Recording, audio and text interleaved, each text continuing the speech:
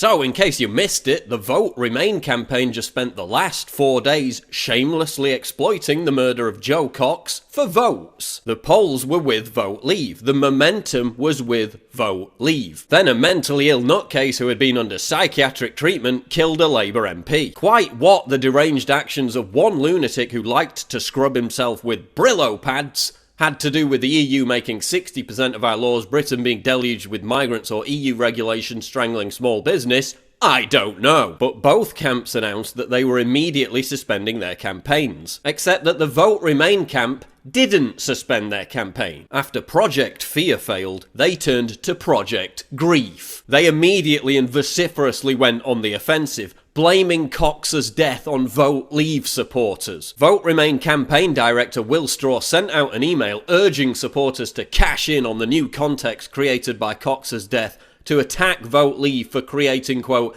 division and resentment, blaming virtually half the country for the demented decision of one moron hopped up on psychotropic drugs. This is the same crowd that gave us "you ain't no Muslim, bruv" and hashtag "not all Muslims" after every single Islamic terror attack. This is the same crowd that attacked Trump for demonizing all Muslims after Orlando. It's racist and bigoted to even question Islam after every jihadist slaughter. But one drooling mentalist goes postal, and suddenly it's our fault for opposing EU bureaucratic tyranny. No. Fuck you. How dare you suggest that just because we don't want to be ruled by unelected dictators, that suddenly makes us all violent right-wing extremists. But Vote Remain were dutifully backed up by endless television coverage, implying that the only way to honour Cox's memory is to vote to remain in the EU. Newspapers publish headlines blaming this on Brexit supporters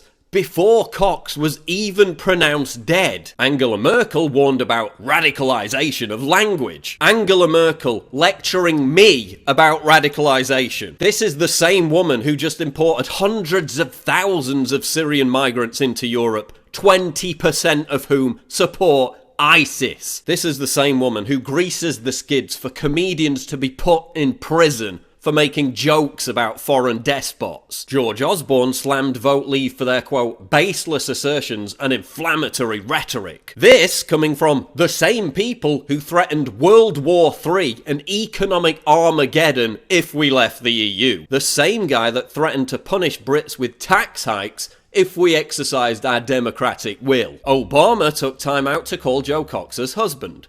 He never called Lee Rigby's family. Nigel Farage suddenly became Hitler because he stood in front of a poster portraying migrants in a negative light. This is how dumb they think you are. Everyone I don't like is Hitler! And just today, Vote Remain launched another complete hoax, claiming that Saeeda Warsi defected from Vote Leave and recanted her views. She was never even a Brexit supporter in the first place. She tweeted about it once, 10 days ago, to attack Vote Leave. In 2011, she explicitly supported Britain remaining in the EU. Vote Remain. How dare you tell me to tone down my rhetoric while your people were out literally before Joe Cox's body was even cold, blaming this on your political opposition. You need to tone down your rhetoric. If you're desperate enough to have to resort to exploiting murder victims to make your case, you're clearly losing the argument. Brexit isn't about using the dead body of a murder victim as your own ventriloquist dummy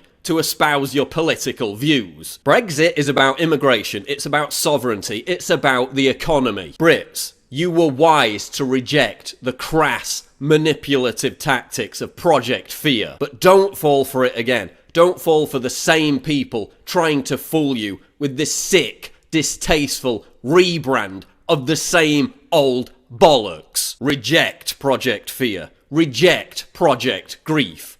On June 23rd, Vote Leave.